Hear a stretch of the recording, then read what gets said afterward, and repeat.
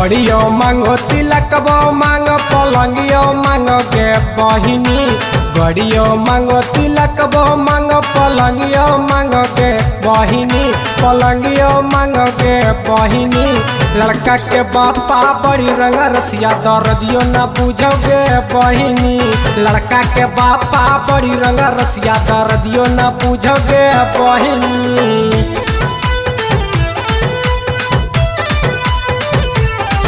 Mix by राजा तूफानी।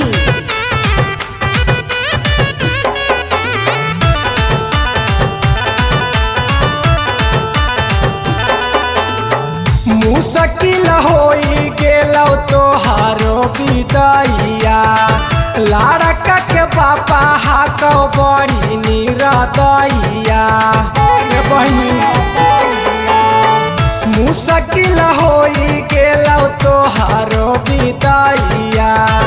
लड़का के बापा हाको बड़ी निरदैया। घड़ियो मांगो फ्रिज मांगो गोदरेज मांगो गे बहिनी। गोदरेज मांगो गे बहिनी।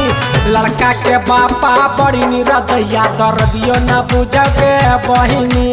लड़का के बापा बड़ी रंग रसिया दर्दियो न बुझगे बहिनी।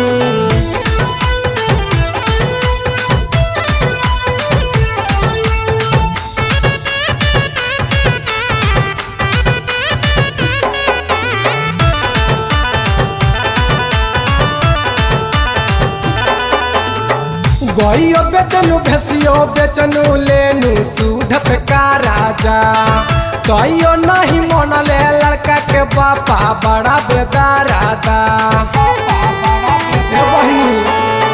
गइयो बेचनु भैसियो बेचनु लेनु सूद पे का राजा। कहियो नहीं मन ले लड़का के बापा बड़ा बेदारादा। दीपक राजा यादव के करे जवाब फटे गे बहिनी। राइटर रेडी रोबे गे बहिनी। लड़का के बापा बड़ी रंग रसिया दर्दियो न बुझे गे बहिनी।